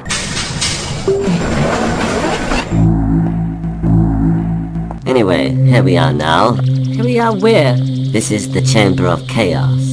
This is where the wise ass govern from. Govern? I thought you said there wasn't any government. Ah, quite right. I mean, this is where they ensure chaos reigns freely. Right. Well, here goes. I've actually only been here a couple of times before. We have to go through these doors, and then we'll come to the Chamber of Wise-Ars. When there, I've been told, the Supreme Wise-Ar will want to talk to us. Now, don't be nervous. I'm not nervous. They're not gods, you know. Just very, very rich and very, very powerful. And wise. Yes, that too. Okay, Baldy, what have you got for me on happiness? That one book? There's all these hundreds of thousands of books in the library, and you've managed to find only one solitary pathetic thing on happiness. Okay, let's have a look at it. Just hope it's not. Oh God. The Saloon of Hopness. Yes, I wrote this book. What does it say? Only the Vomitations can work that out. What? Ah, yeah, you might be right. If I wrote it while I was drunk, and it all made sense at the time, then perhaps all I have to do is get drunk again, and I'll understand it. Right, bring on the whiskey, and the vodka, and the tequila. Oh, bring me everything. Okay, let's do it.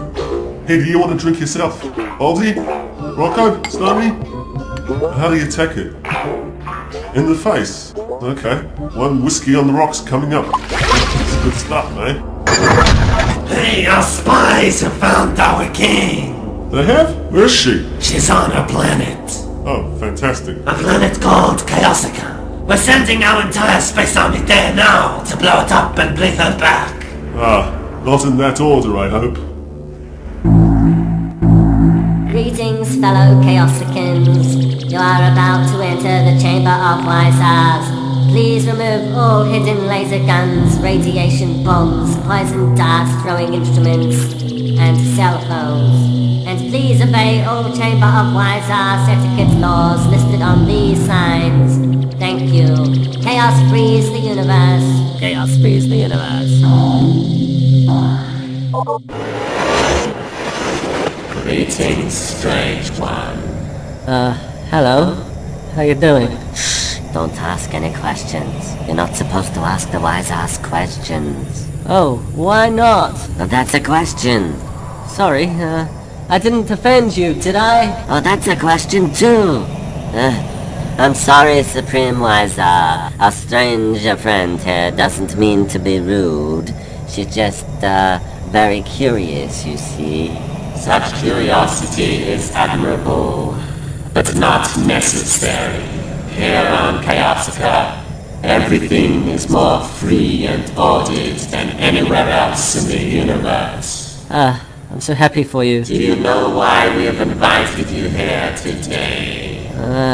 I hope you don't need anybody to be your king. No. Good. It's because we very much admired your chaotic arrival on this planet. It made the parade of chaos adapt to change circumstances, forcing it into a whole new adaptive strategy. Well, it was an accident, really. Exactly. Accidents are good. Yeah? What about nuclear accidents? For doing this, for producing chaos from which a higher order can emerge, we wish to invite you to kiss the machine. Praise the machine. Praise the machine.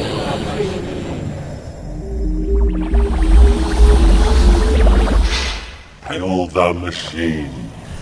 What is it? It is the machine. Oh, what's so special about it? It is special because it is the machine. Ah, You may now kiss it. The machine. About 1,000 years ago in Earthling history, when humans were just crawling off of their own planet on primitive fragile spacefaring vehicles and taking their very first tentative footsteps into the great ocean of space, they decided it was time to rule the universe. If nothing else, humans have always exhibited a refreshing degree of arrogance. The first planet that human beings attempted to colonize was the one closest to them, a small rusty red rock named Mars.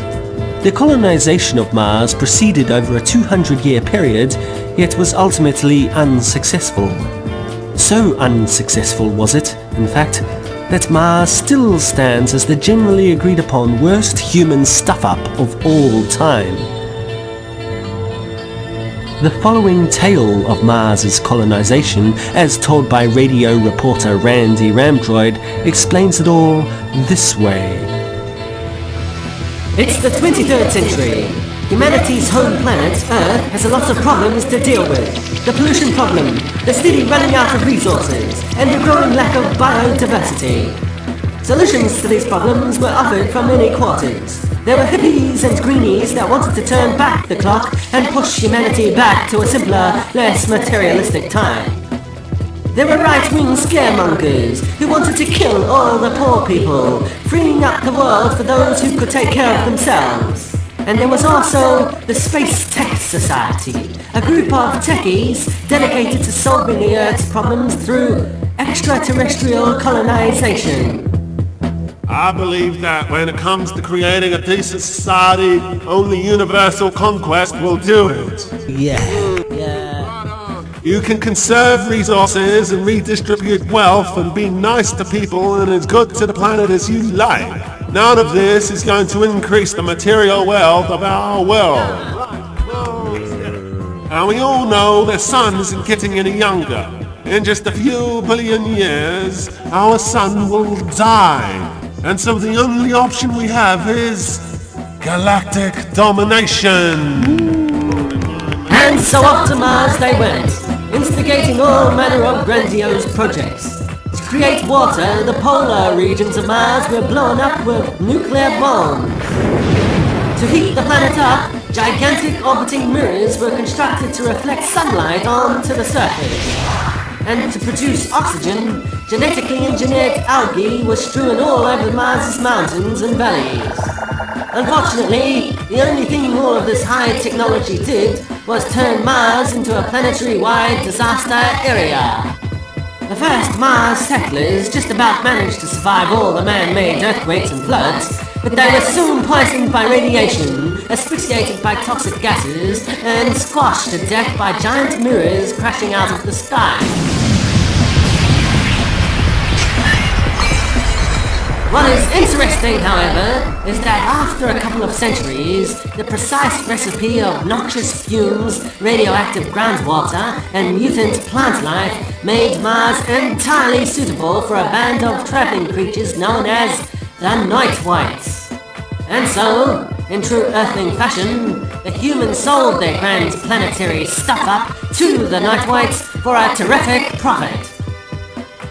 For the Night Whites, though, Mars wasn't quite in the right place. So they attached an interstellar removal truck and transported it 44,000 light years to the west.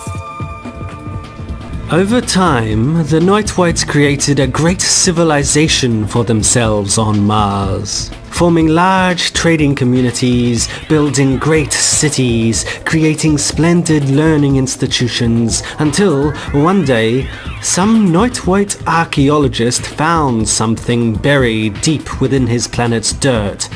Something left over from the 21st century. A K900 Chaos washing machine. Now, to a small enthusiastic band of philosophical Neutwoids, a newly discovered Chaos machine, whatever it actually did, seemed to personify all that they had come to cherish.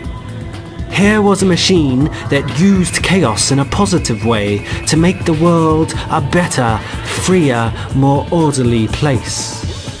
And so, a chaos machine religion soon developed, a revolutionary holy war erupted, and the victors of this war decided to change the name of their planet to Chaosica.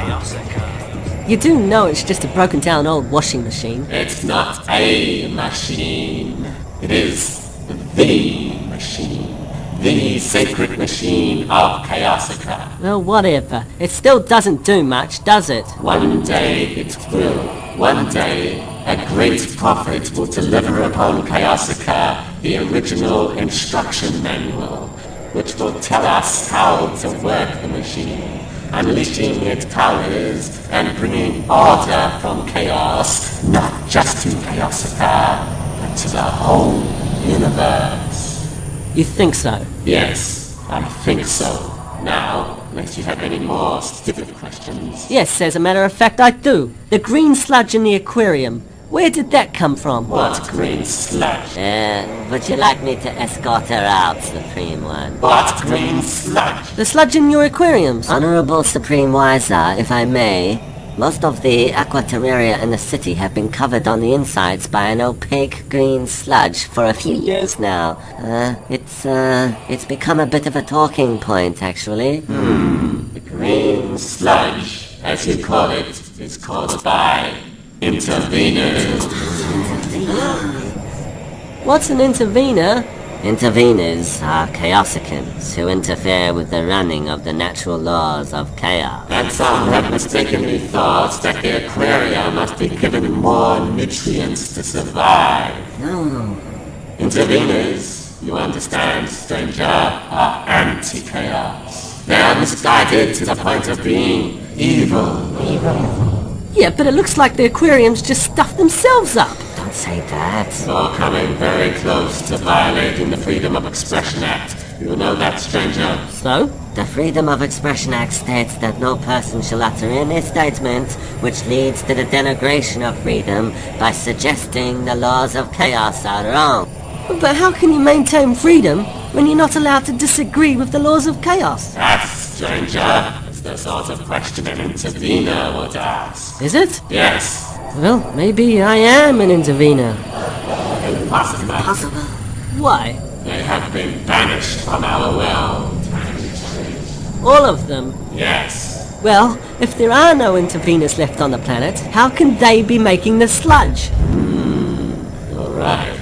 You're absolutely right. You must be the sludge maker.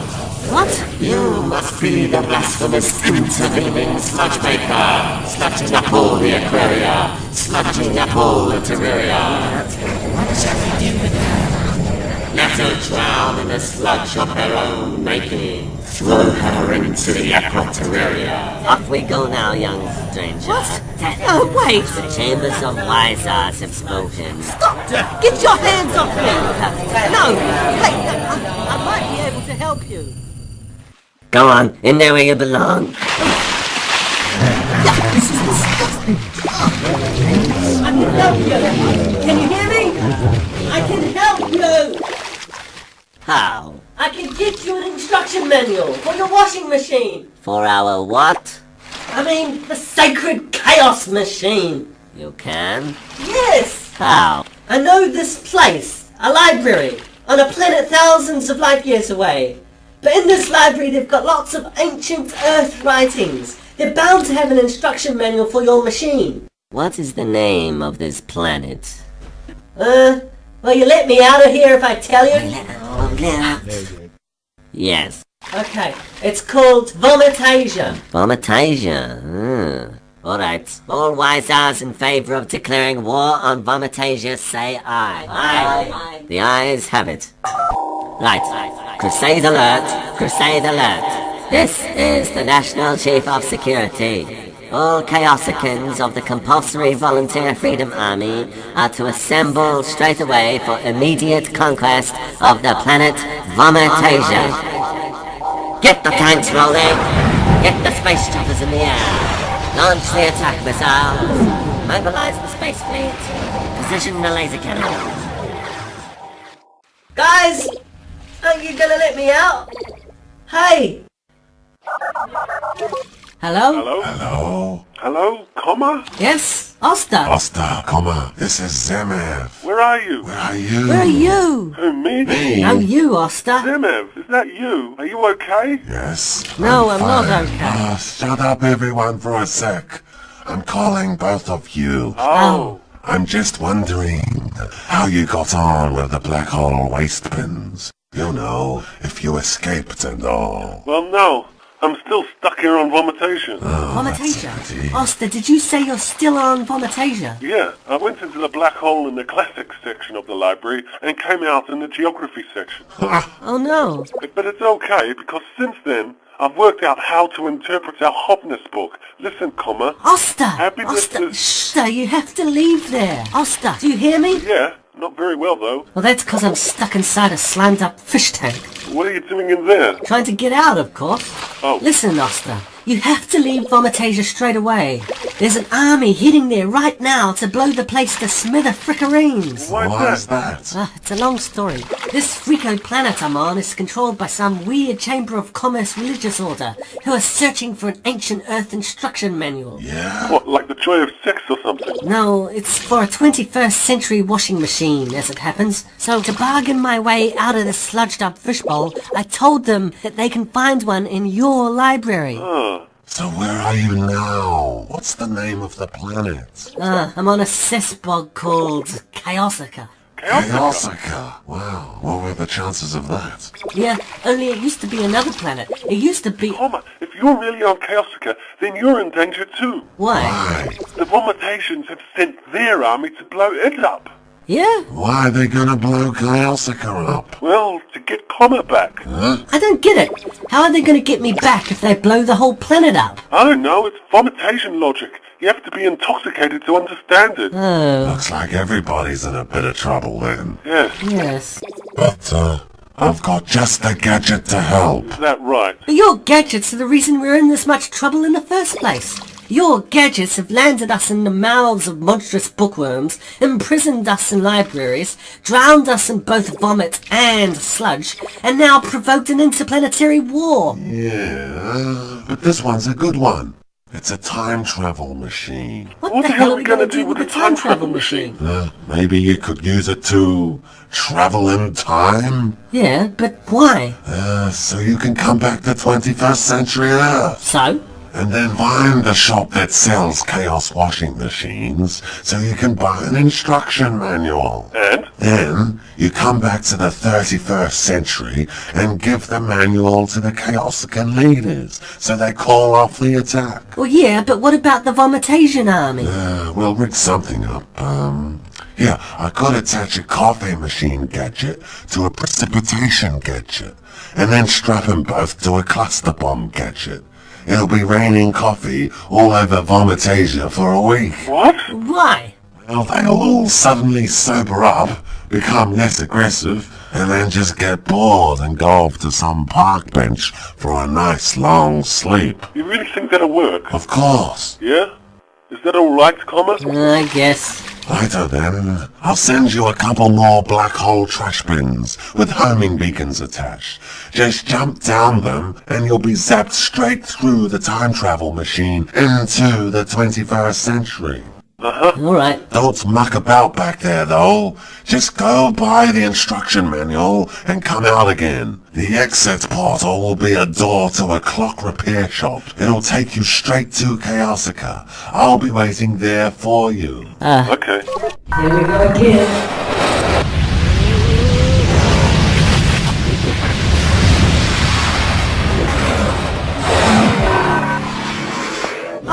Ah, Hey, Comma! How you been? Been rummaging around in waste bins again, I see.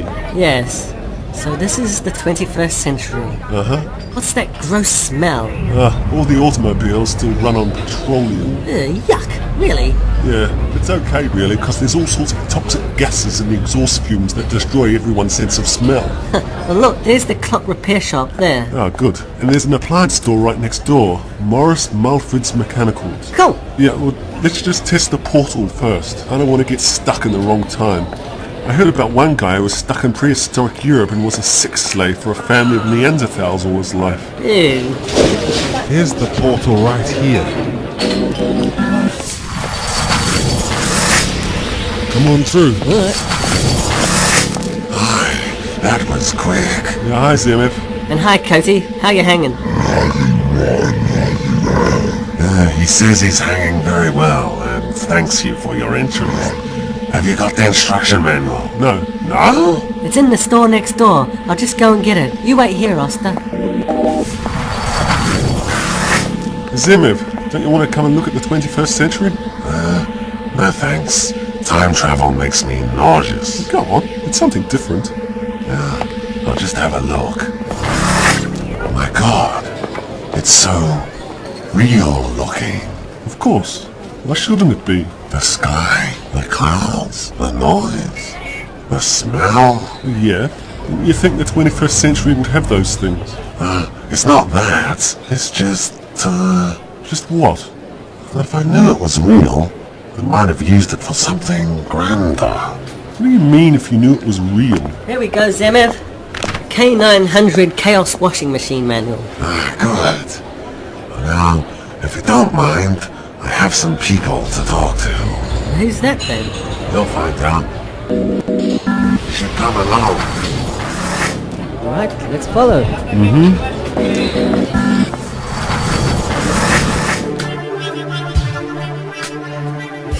It would be great for everything to fit together nicely and make perfect sense, whether that be life as a whole or just a small part of it, like this audio novel. Some people, however, might insist it's more important to be happy than it is to have everything make sense. So, if we tend towards this latter belief, then it doesn't matter whether Comma and Oster went back to the real 21st century or just an imperfect photocopy of it. Nor does it matter whether or not Chapter 5 of The Saloon of Hopness, when recited backwards, reads exactly the same as the instruction manual for a K900 Chaos washing machine.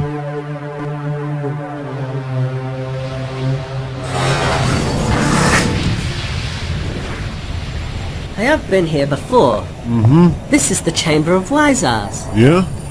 Where's Zemev? You'll have to be quiet. The chamber is in process. Motion 96A, the hospital bill.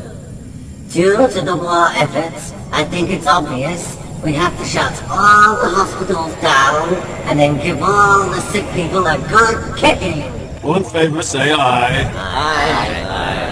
Motion carried. There's Zemev over there. Excuse me. Let's go through the... Who are you? I demand an audience with the Chamber of Wisars. What? Who is this turtle? I am Zemev Hofnach. Zemev Hoffner, primo intervener. Who let you back on Chaosica? I have come to redeem myself and to claim a position in the Chamber of Wisars. What the hell's going on? Comma? I don't know. Zemev must be a Chaosican too. A type they call an intervener. A what? An intervener, a banished Chaosican. Many years ago, as most of you know, I dared to speak against the Chamber. I told you how stupid it was to force people to buy only chaotic foods products, like onion-flavored ice cream and instant mouse poo in a cup, since most of them are very expensive and nobody actually likes them. For such a misdeed, I was punished My middle horn was sawn off. I was shoved into the smelliest terrarium in the whole city for a year. I still have the flies to prove it. And then I was banished. And well, such is the fate of an intervener. You deserved it. And now I redeem myself. I have here in my hands the true instruction manual of the machine. How can you prove this? These people here are from Earth, the ancient home of the machine. And they have traveled back in time to retrieve an original instruction manual. Is this true? Well, I guess. So, according to the Chaos Law, I must now be offered a station in this prestigious chamber. Not so fast, Zenev. You have to get the machine working. Yes, okay. Oh, where's the manual? You know it's not going to do anything grand. It's just the washing machine. A little buzz around a little bit, won't it? Will be enough. We're waiting. Yeah, just a minute. Okay, page 1. To turn machine on, place laundry and main tray. You guys got anything to wash? No. Well, Coaty. What about Coaty? You think he needs a wash? Guess not. No. But I do have this dirty hanky. Yeah, okay. Here goes. Behold the chamber of wizards as I start the machine. Yeah, washing machine, just as I said. But look, Homer. Oh yeah, the machine's glowing. The whole chamber's glowing. Everything's starting to go funny. Swelling.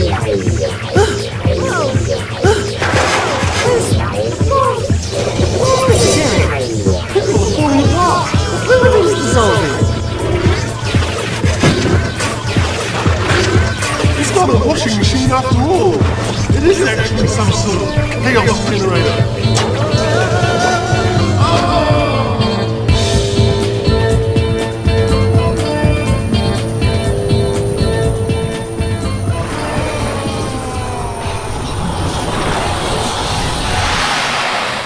Oh, for God's sake, where are we now? I don't know. Somewhere strange. Again. Look, there's purple sky, blue clouds, a pink lake. It's nowhere I've been before. But wherever it is, it's a lovely day. Like a summer morning. Yeah, summer morning on drugs. Hello. We're going this way. What was that? It's a family of talking bees. Seem friendly enough, though. Yeah, usually insects on summer days are really annoying. These ones are quite charming. Hey, look!